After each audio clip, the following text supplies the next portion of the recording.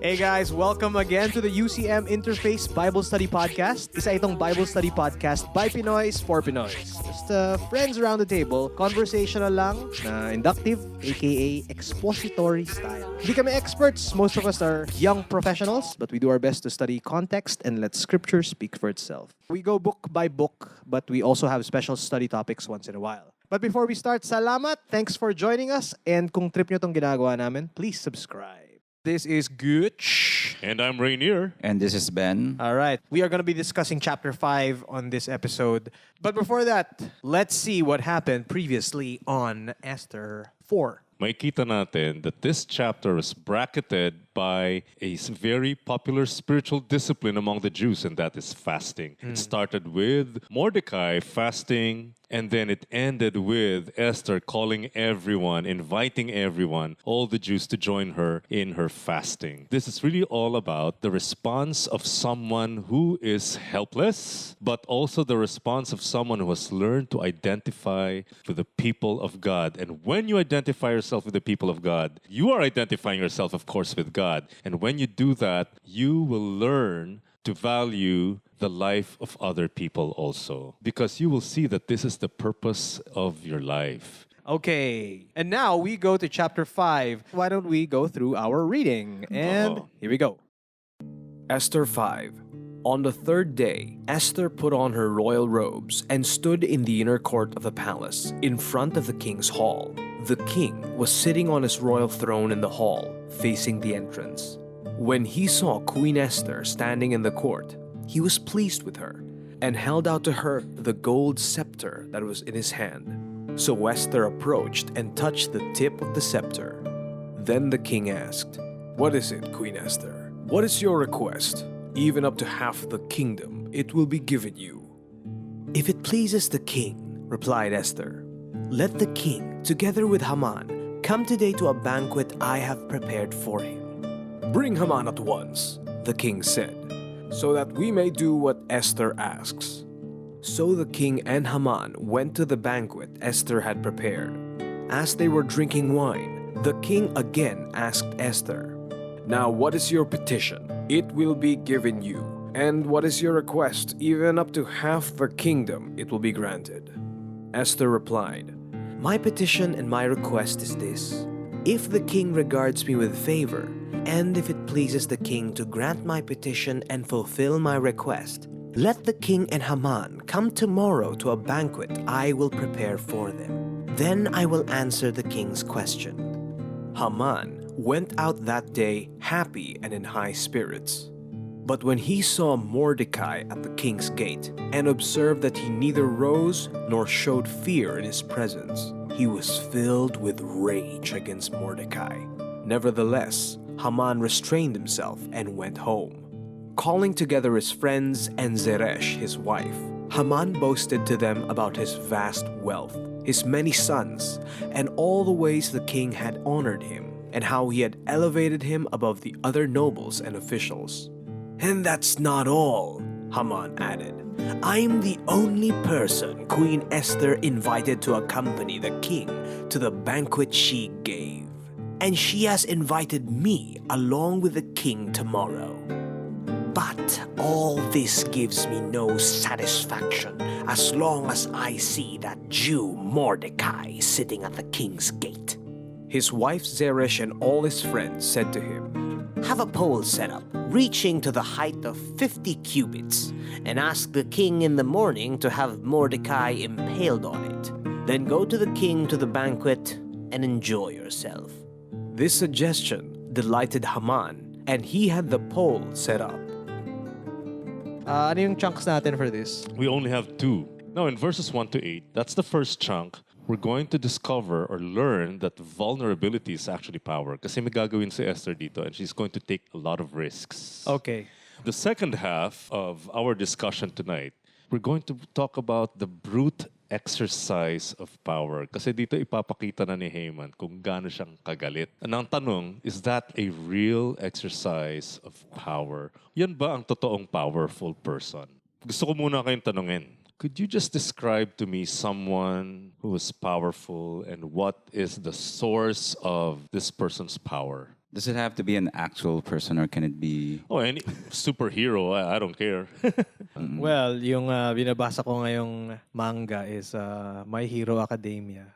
Anyway, yung bida doon, yung source of power niya is realizing that he needs to rescue people. Oh, Doon nag-activate yung power niya na as driven. he's driven by responsibility na I have to save. Yun, I have to save. Doon lumalabas yung power niya na I need to save people. Okay, tanong ko ulit kayo. If you had special powers, how would you use it? Any kind of special power. Siyempre, to save the world. Okay. Pang world peace. Ikaw, Ben. Find a damsel in distress? Oh, wow. Grabe. Hindi ko alam, medyo may romantiko ka palang... Okay, simulan na natin tong kwento. Now we're going to talk about how power is really all about vulnerability. Kasi may gagawin si Esther dito. Okay? Now, alam natin, God, again, was never mentioned in the Book of Esther. Pero meron laging binibigay yung author ng mga cues to point to God's covert activity. Okay. How does our story begin in chapter 5? Kailan to nangyari ulit? On the third day. On the third day. Ano kaya ang significance ng third day? Whenever third day is mentioned in Scripture, what does that mean? Ano yung mga naaalala nyo? Renewal? Is it? Renewal? Well, yung resurrection. Resurrection happened on the third day. Ano yung nangyari kay Jonah? He got spat out by the whale. Nakalabas siya. He was liberated. Okay? Meron pa ba kayo natatandaang on the third day? Genesis? Genesis 22 verse 4. Can somebody turn to that? On the third day, Abraham lifted up his eyes and saw the place from afar. And Abraham said to his young man, "Stay here with the donkey, and we will go over there and worship and come again to you." Oh my. Anong tinutukoy dito sa Genesis 22? Ito yung sacrifice kay Isaac. And it happened on the third day of their journey. So ano nakikita yung pattern dyan sa third day? It's at the brink of something major. Okay. And you're actually expecting something very, really tragic or very bad to happen. Pero bigla na lang, May reversal. may reversal. Okay. Which is a repeating element here. Kaya in ito, yung mention dito of the third day in the Book of Esther, chapter 5, the author is giving us a hint. This is a cue. Something great is going to happen because it's the third day. O ngayon, ano ang ginawa nga ni Esther on the third day? She stood within eyesight of the king. Pero bukod doon, meron siyang importanteng ginawa. Remember, katatapos lang niya mag-fast. Ano ba yung suot mo pag nag-fast ka? Sackcloth. Sackcloth. Pwede ka bang humarap sa king ng... No, you look Hindi ugly. pwede. Kaya anong ginawa ngayon ni Esther? Put on her royal robes. Wow, kailangan niya naka-get up siya. magpaganda. Kailangan talagang presentable and attractive to the king. Nagsa-strategize na siya. Ngayon, bakit kailangan tumayo lang siya dun sa harapan? From last chapter, we find out na hindi basta-basta pwedeng lumapit sa king. Kasi kung bad mood siya, pwede kang patayin. Hindi ka pasang pwedeng pumasok lang sa loob kasi, di ba? It's really risky unless you are summoned. Then you go to the king. Pero ang risk dito, if you go to the king's quarters, nakapasok ka, unless he puts his gold scepter on you, yun lang. Medyo hindi ka papatayin. Pero bawal talaga.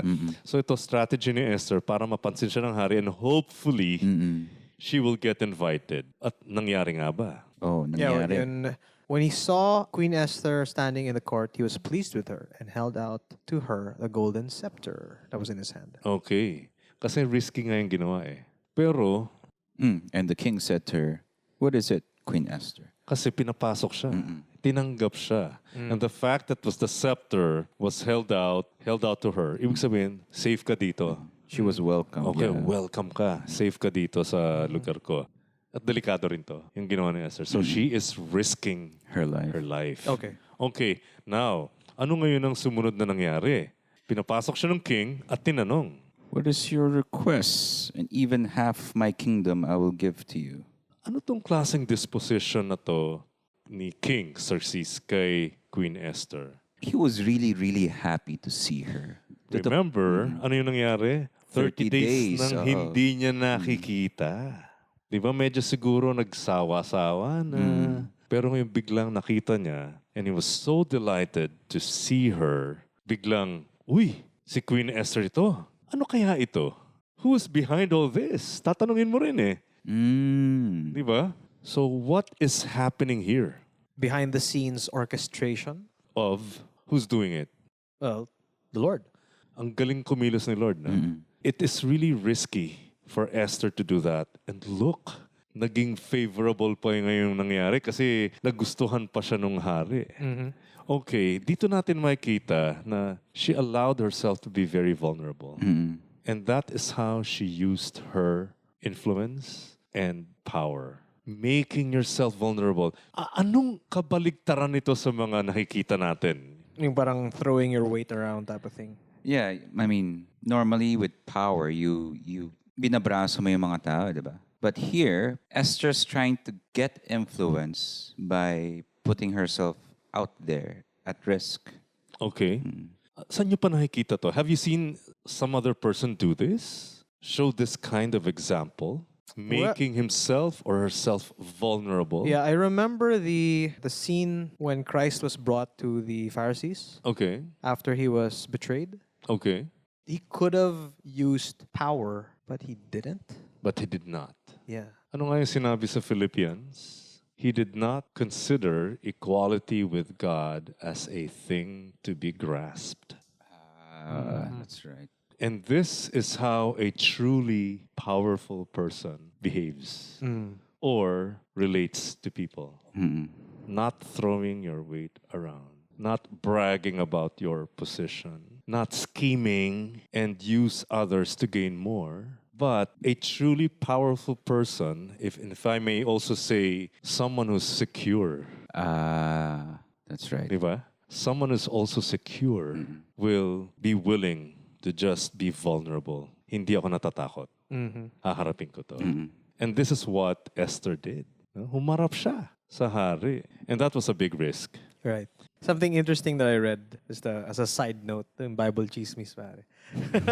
Etong even up to half the kingdom it will be given you. I read that this is that literal? it's not literal. I think it's like an expression. Yeah. Kasi ginamit din itong exact expression na to in Mark 6:23. This is Herod. And he promised her with an oath, whatever you ask, I will give you up to half my kingdom. So it's not literal. Parang sinabi mo yung parang may bisita ka, punta kayo sa restaurant, tapos order mo lahat sa menu, pare. Busog ka na. Sagot kita. Sagot kita, pare. Order mo lahat ng gusto mo. Pero hindi naman totoo yun kasi hindi mo naman kayang ubusin lahat ng... Oo. So it's an exaggeration. You know what he means na eat whatever you want, pero it's not literal na order mo everything on the menu. Right. Ito nga, babalikan natin yung 30 days ng hindi na nakikita ng hari and then all of a sudden, ganito yung kanyang tingin kay Esther. And I mean, you wouldn't do that for somebody na you're not happy with. you wouldn't. Diba? No. Yeah. Pare, order mo lahat ng gusto Yeah, mo. it was really a very positive disposition towards Queen Esther. Huh? Okay. So that's verse 3. Yeah. Merong request dito si Esther sa hari. Ano yung request ni Esther? I'm actually surprised kasi I was expecting na, eto na, bobombahin na niya. Actually, yung nga rin Tapos biglang, party muna tayo. party muna tayo. Private party muna tayo. Okay, pero parang nakakabitin, di ba? Masususpense ka eh. So, I'll read it lang. This is verse 4. If it pleases the king, replied Esther, let the king, together with Haman, come today to a banquet I have prepared for him. At kailan yung banquet? Today. Today. Ura-urada. Diba? Naka-prep na siya. Naka-prep na to. Hindi ka Okay. pwedeng... That's interesting. Yeah. Diba? So, ibig sabihin, talagang planado tong ginagawa ni Esther. Now, this is how she really used All her. in. Oo, yung kanyang position sa empire. So, eto yung hiniling niya sa hari. So, sabi ni King, bring Haman at once. So, we may do what Esther asks. Tapos, pagdating dun sa banquet, sabi ni King ay, Ano nga ba yung request mo? even up to half the kingdom, it will be granted. And ito na naman. I'm actually expecting, ito na. Ito na. Alam, And then, sasabihin na niya. tapos, my petition and my request is this. And let the king and Haman come tomorrow to the banquet. Again. Okay. Tomorrow again. Pinitin pa. So hindi pa nangyari. She never presented the actual request. Not yet. Not yeah. yet. Yeah. Ibig So, sabihin, there is another banquet and then I promise I'll present to you my request. so first a banquet, and then in the banquet, she requests Another bank. for another banquet. Itong Then strat- I will answer the king's Ano question. tong strategy na to ni Esther? You're trying to soften and take away the guard and get more favor from Xerxes. Right, because Xerxes had not seen her for 30 days. She So- really does have to make an impression. So bonding muna. Bonding. Oo. Warm, Oo. icebreaker muna. Oo, konting masamasahe muna dyan. Hindi yung pwedeng diretso, don't kill the Jews. Hindi agad gano'n. Hindi diretso. Okay. I think another point as well is to also give a false security to Haman. Oh yeah, kasi she would Warm up na rin invite... niya si Haman eh. Alam na invites niya eh. Haman Alam eh. na niya yung nangyari kay... o yung ginawa ni Haman sa kanila. About the edict. Pero at this point, Hindi alam ni Haman na Jew pala itong si Esther. oo. Kaya So, medyo minamasahe din niya. hindi pa nakalabas lahat ng mga barahan niya. Hindi eh. pa. Hindi Kaya pa. she's giving Haman a little like false sense of security. Right. Medyo pinabibilib muna niya si Haman. Let's see what happens. No? So this is... Verse 9 na ba? we go to verse 9. So apparently, tapos na yung unang banquet, lumabas ulit si Haman. How would you describe the disposition of Haman? He was happy. He was Oh. glad of heart. Kasi daw, VIP? VIP ako. Pero, ano yung nagpasira ng araw niya? Kita niya si Mordecai. Biglang nakita niya si Mordecai. Nasaan na naman? Sa gate. Okay, ano na naman ang hindi ginawa ni Mordecai? He neither rose nor trembled before him. Okay, ibig sabihin, Hindi siya deadma. pinansin. Deadma. Diba? And the response was... He was pissed off. He was galit na filled galit. with rage. Okay, so what is it that ticks him off? If people don't acknowledge his position, Yan. Diyan siya inis na inis. I want everybody to know who I am in this empire. Right? Ba't hindi mo nilike yung post ko? Oo. Diba? Siya na lang yung hindi nagla-like eh. Ikaw lang di Oo. nag-like ng post ko, Mordecai. Okay. Anong nakikita niyo sa character ni Haman dito? I mean, you are the second most powerful person in the empire. One person can easily tick you off. Just one person. it's a pretty massive kind of insecurity, Oh, isn't it? yes. I mean, for the second most powerful person, he feels very trapped by this dude. Diba? Almost, I mean, he's not super nobody, but he's not second. He's not Medyo really significant. Malayo siya. Oh, dun nga sa eh, actually. food chain, malayo siya. Insignificant. Kaya ibig sabihin, even though he is the second most powerful person in the empire, even with all that power, tama ka, Ben. He's a very insecure person. That titles, positions will never fix that insecurity. Hindi niya kayang tanggapin na meron pang isa sa kingdom na to na hindi tatayo o luluhod to honor me. Kaya galit na galit siya at umuwi siya sa bahay na galit na galit. So ano ginawa ni Haman ngayon when he got home? Tinawag niya yung mga kaibigan niya Oo. and Zeresh, his wife. Yung wife niya. So nagpa-conference siya. Pep talk. Pep talk. Well, self-pep talk in the presence of others. Again, you're the second most powerful person in the empire. Where does he get his wisdom from? Will he get a balanced assessment by listening to these people? No. Kasi parang, He's inviting people who say the things that he wants to hear anyway. yeah, Yun lang. exactly. I don't want to hear anything that's not in agreement with what I have already believed in. Huwag niyo na akong kontrahin. Ang gusto ko na lang marinig ngayon ay... Everything that's nice about me. Yes. Actually, I'll read yung 11 and 12. It's super funny.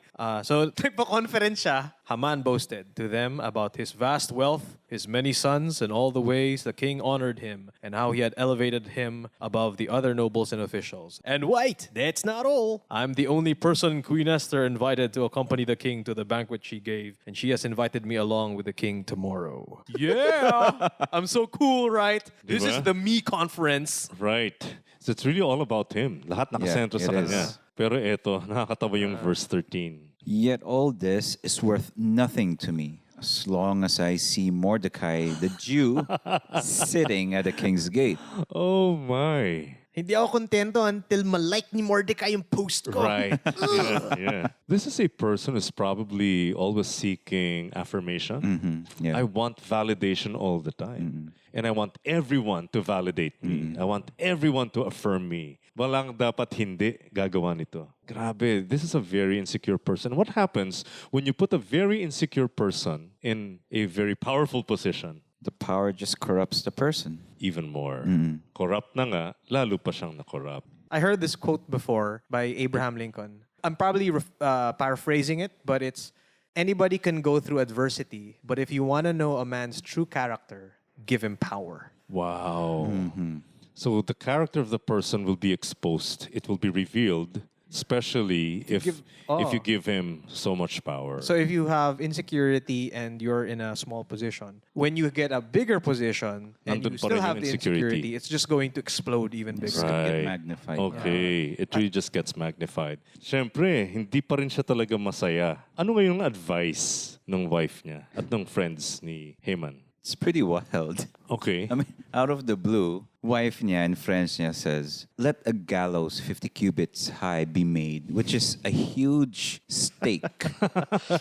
So that 50 cubits is 75 feet. Wow, ang taas nun. And let Building yun Parang ang taas ng building.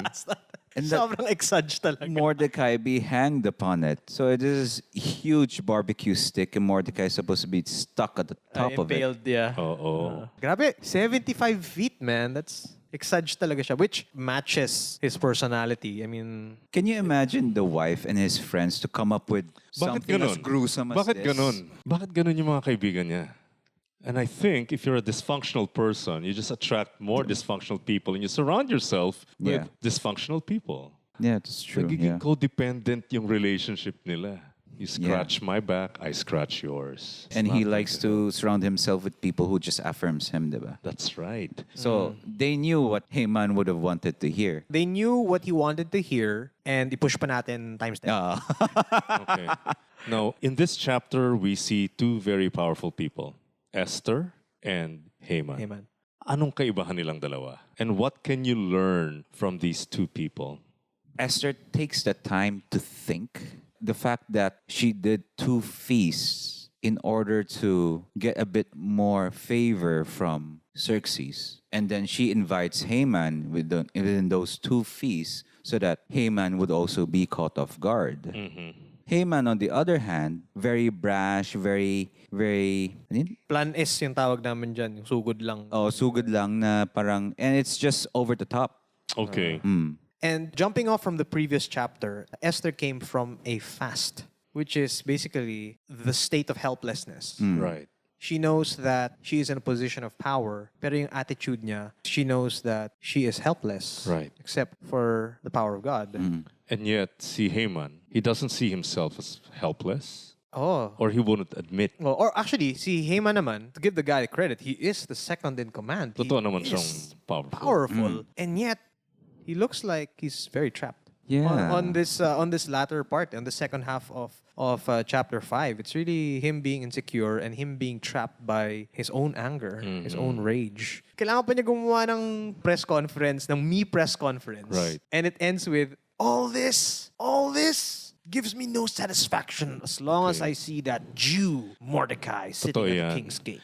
Isa pang nakita ko dyan kay Haman, he's a very powerful person, and I agree with you, Ben, when you said that he must have a lot of insecurity. Kaya ang response niya lagi, anger. When his power is being challenged, he responds with anger.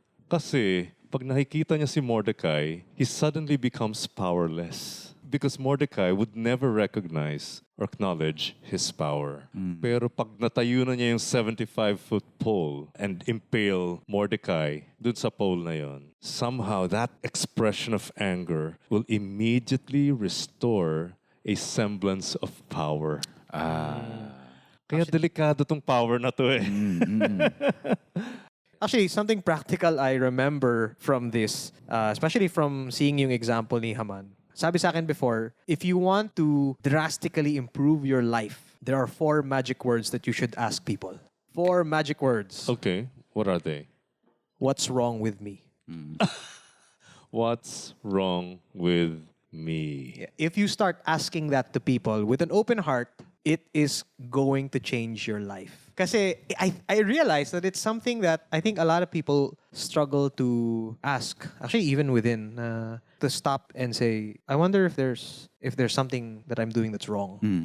And it's really hard to actually ask that, especially if you want to hear the honest answers. And of course, yung mga kausap mo, if they know that you are really genuine in asking this question, you'll find out stuff that you were blindsided to. And, Yeah. Right. and if you do stuff about that, that will make you drastically better person. Upgrade yun. What's wrong with me? You should ask that to your family, ask that to your coworkers, ask that to your mentors. Grabe, nakakatakot siya tanungin. Yeah, it is. Yeah, It is. Di ba? Pero I say, man, I try to ask my wife that as frequently as I can. Kasi I think more than anybody else, she would know what's wrong with me. What's the most real part of me? My wife sees that. And so by me asking that, I know she's got my back. And so whatever she says is raw, is real, and is also said in love. Yes. Yeah, I think that yung upgrades ko, ang upgrades ko has been, ever since I started being more open to that, The fast track. na fast track. Yeah. And in relation to, our topic about power, when we started, I asked you if you had special powers, anong gagawin mo dun sa power mo? After discussing chapter 5, what is now your response to that? Tingin ko si Ben, damsel in distress pa rin. Yeah, that doesn't really change. Yeah. But it's more of like the fact that you start to wield it a bit more carefully because like Gooch says that, world peace, help people in a sense, diba? But if you have so much power, you could be drunk to it. And how can you now tell what is good for people versus what you think you want for their good versus what is actually good for them? Okay, inebriated with power. And that's really bad for you because then you forget about other people. Yeah. Okay. One of the things that I'm reminded of with this, with power, and actually with world peace, there's this anime title called Death Note. And it's basically, the premise is, there's a guy who gets a notebook. Whatever name he writes on that notebook, that person will die. And so, siya rin naman, yung intention niya, he also wanted world peace. Oh yeah, I remember that. And so, parang hindi ko na kung gaano kadaming thousands of names yung sinulat niya doon. Pero yung intention niya, world peace din. Pero grabe yung method. Pumapatay. As in, sulat siya ng sulat. And then, it makes me think about the words of Jesus in the Sermon of the Mount. Blessed are those who hunger and thirst for righteousness. They shall be satisfied. But right after that, blessed are the merciful, for they shall receive mercy. Ang ganda lang ng tandem na yun kasi, like, if it was a sermon, and I'm sure it was a long sermon, right after he says, blessed are those who hunger and thirst for righteousness. Don't we all, in one way or the other, hunger for righteousness, hunger for justice? Yes. Yes. And of course, the next step there is like, oh, let's take it. Oh, di ba? Parang ganun, Yeah, di ba? you want to And act on it. You want to diba? act Right. on it. And chances are, it might not be in a very merciful way. Right. Directly after, Jesus says, blessed are the merciful. It's like, I understand you are blessed if you have that hunger, but also you are blessed. You have that hunger and yet become merciful. And the simplest way to define mercy is not giving you what you deserve.